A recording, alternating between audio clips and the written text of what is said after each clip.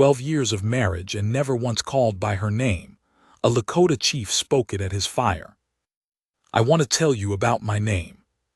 Not the name, you'll hear it before this is done, but what it means to go without. To live a life where the word that was yours from birth, the syllables your mother shaped in the dark of a sod house on the Nebraska plain when you were maybe 2 hours old and she was near gone from the labor of you, the word that meant you and only you, to have that word go unused. Year after year, right there in your own house, at your own table, in your own bed.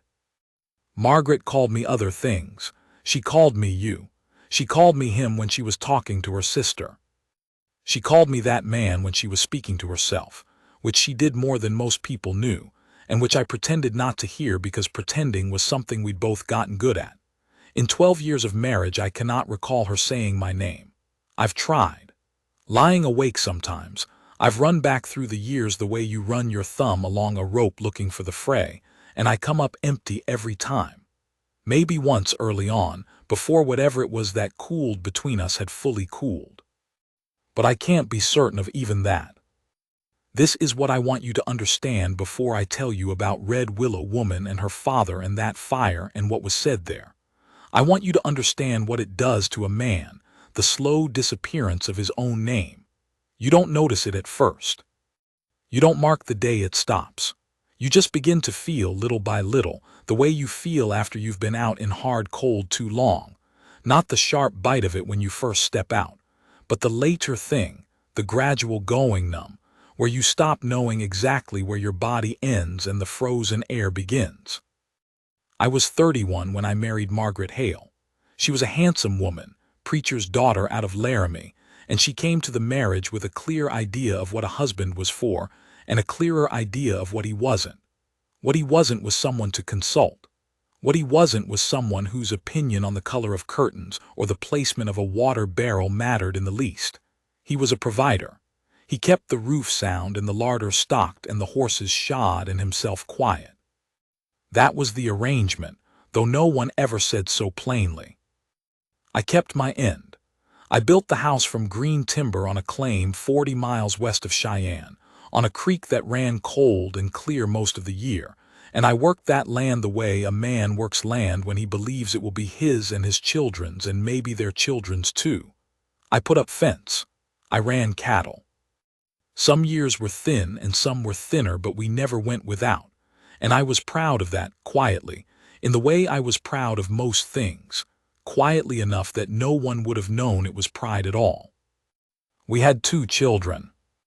A boy named Thomas who lived to be 4 and then did not, and a girl named Clara who took her mother's mouth and her mother's distance both, and who was at that time 11 years old, and already the image of what Margaret must have been before I knew her. They were not unkind women. I want to be fair about that. They were simply elsewhere, both of them, in some inner country I did not have a map to and had long since stopped trying to find. After Thomas died, the house went quiet in a new way. Not the ordinary quiet of a working ranch at night, which is a full quiet, animals settling and wind in the grass, and the particular creak of a house finding its position in the cold. That quiet I knew and was glad of. This was the other kind, the kind with something taken out of it. Margaret and I moved around each other after that the way water moves around a stone, not touching, not troubling, just finding the easiest way past. I don't blame her. Grief makes people into whatever shape they already were, only more so. She became more inward. I became more careful. I had a hired man named Dix who was good with horses and bad with women and had strong opinions about fencing that I agreed with about half the time. He'd been with me 7 years by that September. The September I'm telling you about. The September I was 43 years old and had lived on that land long enough to know every rise of it, every soft place where the ground went marshy in spring, every draw where the cattle would drift in a north wind. I knew the land. I knew the horses. I knew the sky well enough to read a week ahead of weather in it. I did not know, that September, that I was about to ride into something that would require me to be more than what I'd let myself become. It started with cattle. It almost always started with cattle in those years. I had 23 head gone from the south pasture.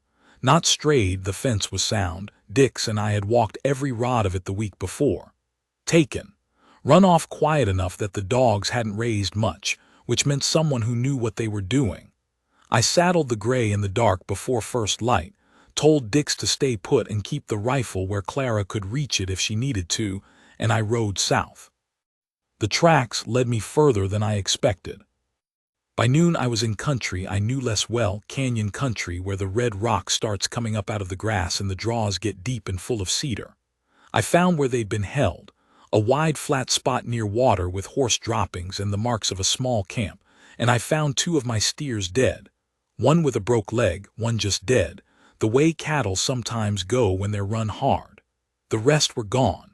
Whoever it was had moved on and moved fast. I sat my horse and studied the ground.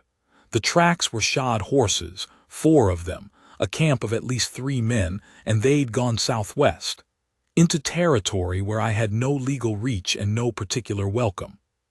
I'm not going to tell you I wasn't angry, because I was, the kind of deep and steady anger that doesn't burn itself out quickly because there's too much fuel in it. 21 head. That was most of a year's margin. I followed for another 2 hours before I came up on the creek, where the Lakota camp was. I want to say here what I knew and what I didn't. I knew this band, or knew of them, which is not the same thing.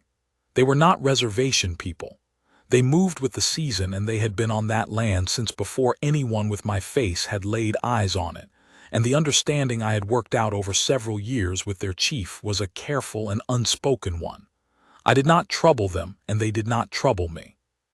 I had given them 2 steers in a hard winter 2 years back, no ceremony, just driven the animals to the edge of their camp and left them. Nobody talked about it.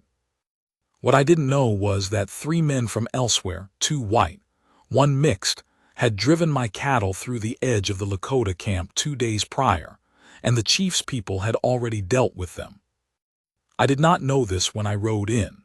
I rode in the way a man rides into a strange camp when he's got a grievance and not enough sleep and 21 head of cattle on his mind. Carefully, with my hands visible, and the rifle in the scabbard and staying there. There were maybe 40 people in that camp. It was late enough in the afternoon that the fires were going, and the smell of meat cooking came across the creek. I stopped at what felt like a respectful distance and waited, because that was the thing to do, and I was not an entirely stupid man. He came out to meet me himself. That surprised me. I'd say he was perhaps 60, though with some men it's impossible to say. He had a stillness to him that I had encountered before in maybe 2 or 3 men in my life, the kind of stillness that isn't emptiness but is instead a great deal of something held very quiet. He came and stood and looked at me, and he waited, because he was the kind of man who knew that silence was not empty either. I told him my name. I told him what I'd come for. I said it plain and did not apologize for coming and did not raise my voice. He listened. Then he told me, through a young man who spoke some English, that my cattle had been driven through his camp by 3 riders who were not my friends, that 2 of those men were now in a draw about 4 miles north with some things to consider about their lives, and that the 3rd had made a different choice. He told me my remaining cattle were in a rope corral on the far side of camp. Then he looked at me for a moment and said something to the young man. The young man said, "He invites you to eat." Now, I want you to sit with that for a moment. A man I had done one quiet good thing for, years back, no expectation of return, had just told me that his people had recovered my cattle and dealt with the men who took them, and then invited me to eat. I had not been invited anywhere in a long time. I don't mean socially. I mean invited in the sense of being wanted in a place. Margaret set the table and I sat down at it because that was the arrangement, not because anyone wanted me there particularly. At ranch business, men tolerated my presence because I owned the place. I had not been looked at by another person and wanted in their company in, I don't know how long. I'm not sure I could have told you, that afternoon, what it felt like to have someone want you present. I got down off the gray and I ate with them. It was venison, and something I didn't recognize, and it was good. I sat at a fire that was not mine and ate food I had not made and said very little, because very little was required, and I understood that. The chief, his name was something in Lakota that the young man translated for me as standing cloud, though he said that was an approximation, that the real meaning was more like the presence a storm has before it arrives. Standing cloud sat across from me and ate, and occasionally said something to the young man, and the young man relayed it and I answered, and that was how the evening went. There were other people at the fire, older men, a woman who I took to be Standing Cloud's wife, a compact and capable-looking woman who moved around the fire with the ease of someone who had been running fires her whole life and expected to be running them for a good while yet. A younger woman who brought meat and then sat at the edge of the fire's light and did not look at me, and then did not again. I noticed her the way you notice a thing you're not supposed to be noticing. Not because she was beautiful, though she was, but because there was something in the quality of her attention. When she finally did look at me, really look, not the cautious glance, it was the look of someone assessing.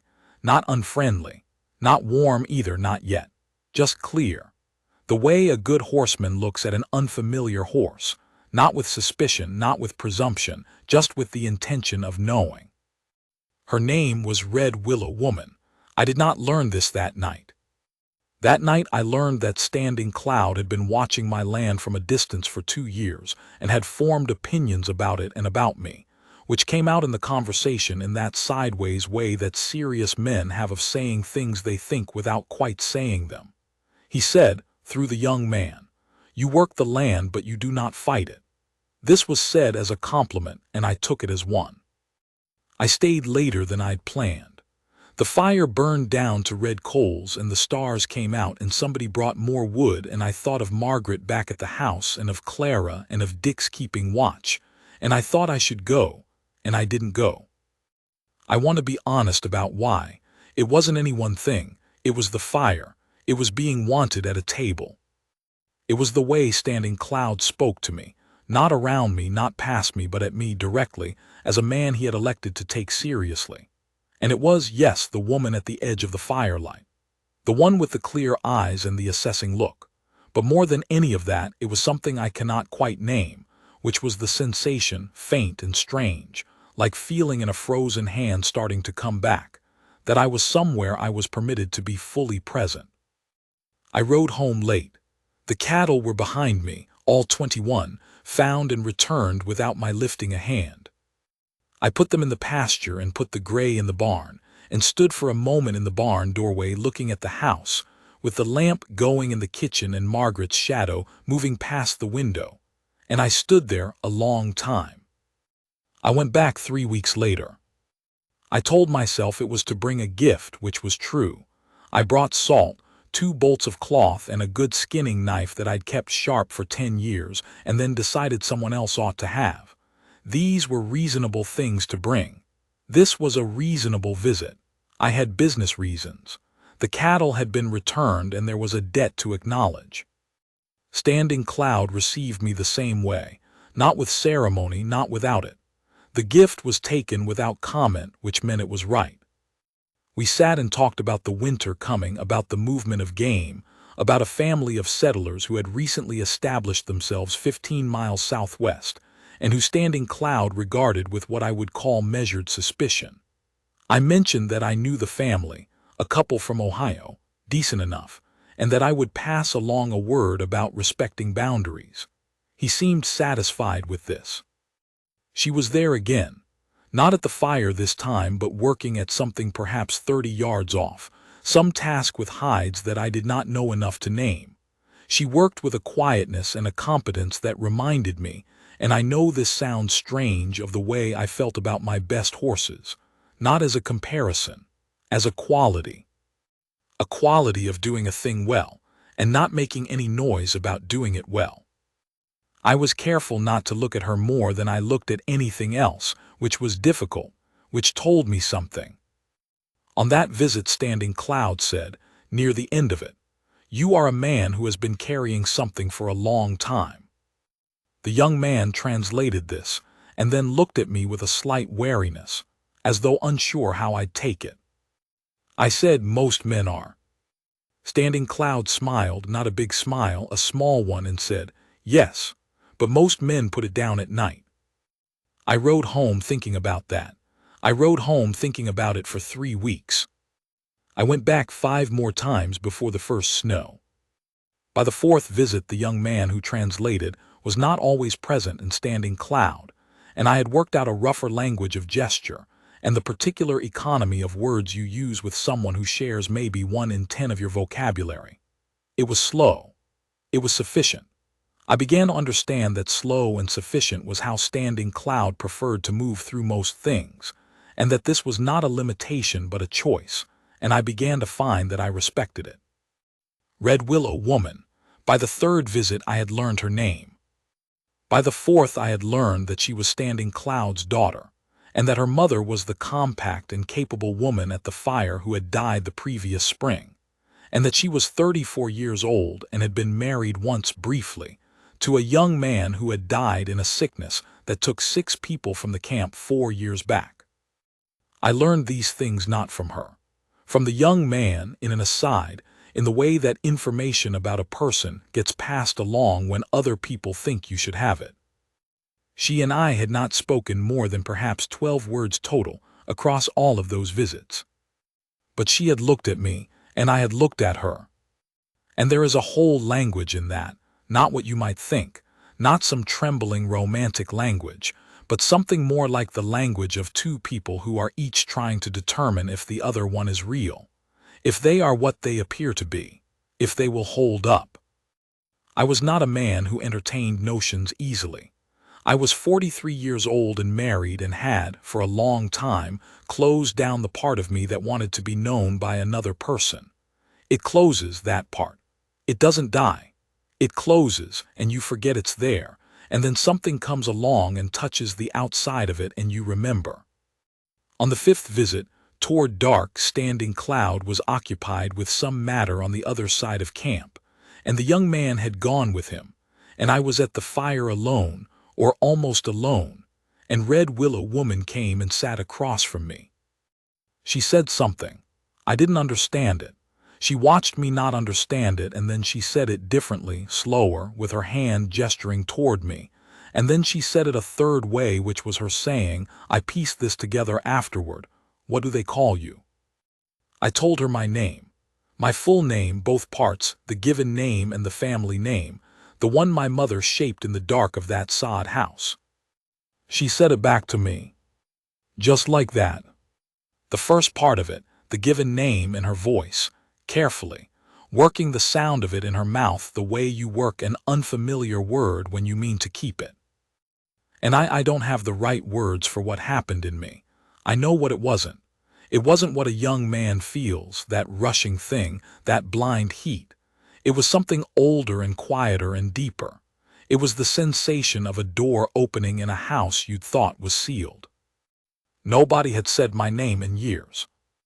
My mother said it before she died. Thomas called it duh. He called me duh, which is not the same thing, but I count it anyway. Before Thomas, maybe Margaret in the 1st year. Maybe.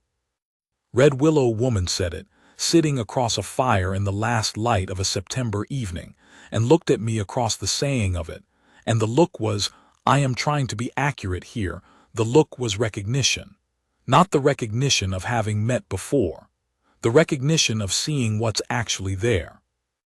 I said her name back to her. Red Willow Woman. It's a phrase in Lakota that the sounds of my English mouth could only approximate, and I knew that, and I tried anyway. She heard me try, and something shifted in her face. Not a smile, not quite, but the thing that comes just before one. We sat at that fire until Standing Cloud came back. I need to tell you about the night Standing Cloud called me by my name himself. This was the last visit before the hard cold came. November, the grass gone to straw and the sky a color that meant business. I'd ridden out with a specific purpose, to ask Standing Cloud something I'd been turning over since August, which was whether his people intended to winter on the creek or move south, because it mattered to my planning, and also because I wanted to know. Standing Cloud called me by my name. He said it the way a man says a thing he has considered carefully and decided upon. He had clearly asked his daughter what I was called, because she was the only person who'd known, and he had taken the sound of it and turned it into something in his mouth and held it there until he was ready to use it, and now he used it. He said my name, and then he said, in the rough way we had of talking, "You are a good man." It has taken me time to say this because I wanted to be sure. The young man translated this, and I sat with it. I said, "A man likes to hear that." Standing Cloud looked at me for a moment, and then he said something that the young man relayed as, "You have not heard it for a long time. A man can tell." I did not answer that. There was nothing to answer. He wasn't wrong. Then he said, and this came through the young man slowly, the young man taking care with it, he said that his daughter has spoken well of you, that she has said you are a man who does not waste himself on noise. He said in his experience that is rare and worth something. I looked at the fire. Standing Cloud said one more thing short, and the young man said, "He asks if you will come back in the spring." I said I would. I rode home in the dark, cold coming through my coat, the horse knowing the way better than I did by then. And I thought about what it meant, that a man I'd known 6 months had seen more of me in those 6 months than a woman I'd been married to for 12 years. I thought about the specific mechanics of that, how it happens, how you get to a place where you are unknown in your own house, how the silence builds up like sediment until you are buried in it, and you can't remember what the surface looked like. I thought about what it would mean to be known. Not saved, not rescued. I want to be clear about that. I was not a man who needed saving. I was a man who needed to be seen.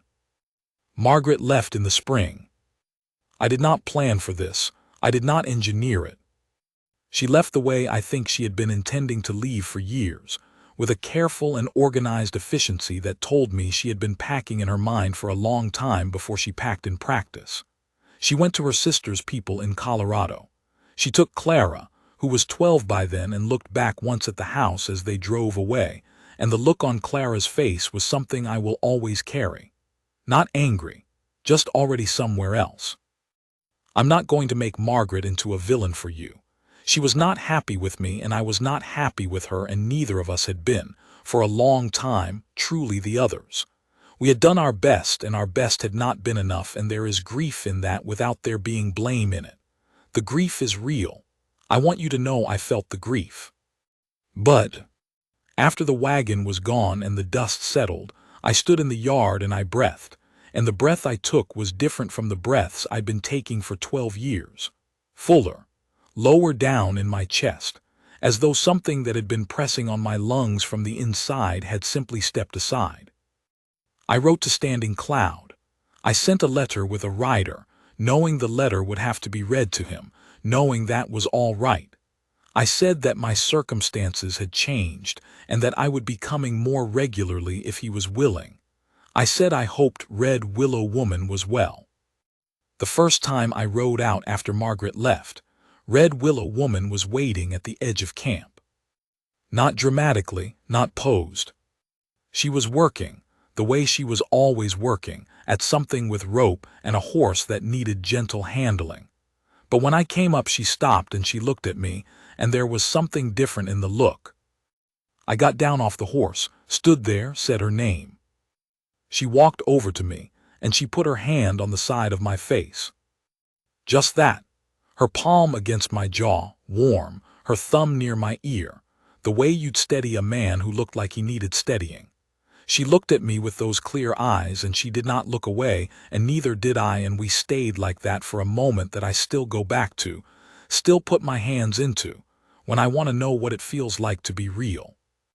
She said my name, my full name, the way she had been saying it since September, careful and complete. And then she said something else in Lakota that I did not have to ask her to translate because the meaning was in every line of her face. I see you. I know what you are. I'm not going anywhere. I put my hand over hers, just rested it there. There are moments in a man's life that you'd think would want a lot of words, but they don't. They want the opposite. They want you to shut up and be there, fully there, the way Standing Cloud had said most men couldn't manage. I was trying to be there. I was working at it.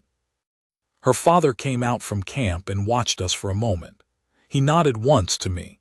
Not approval exactly, it was a more complicated gesture than that, a gesture that contained the whole of what he'd said to me in November, which was, "I took my time deciding about you. I've decided."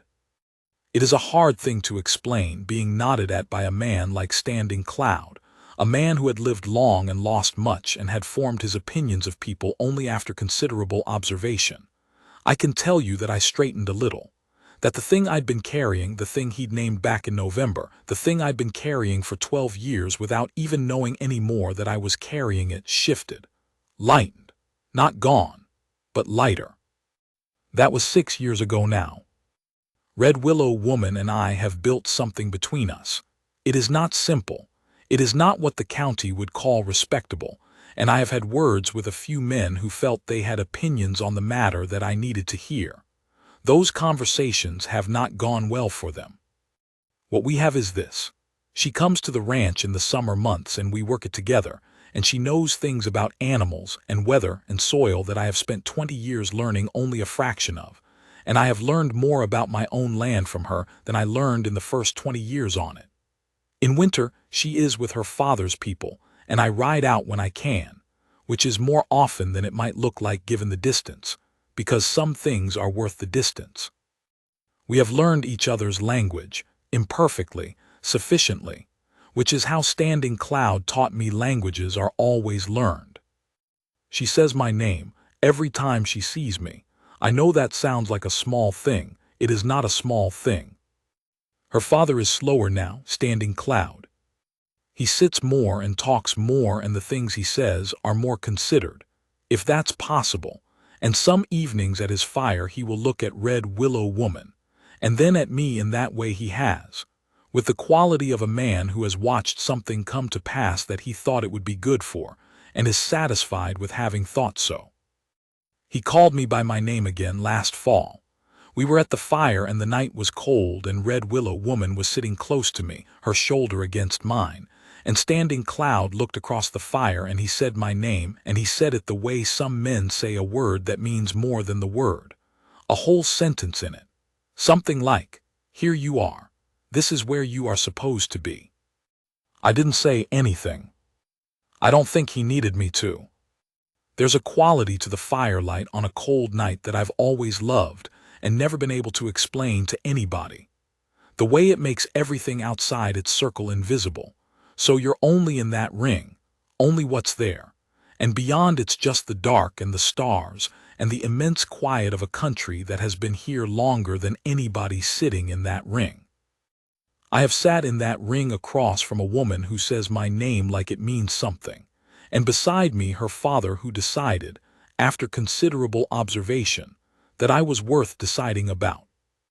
I was 43 years old before anybody looked at me and called me by my name and meant it. I want to be careful here. This is not a bitter story.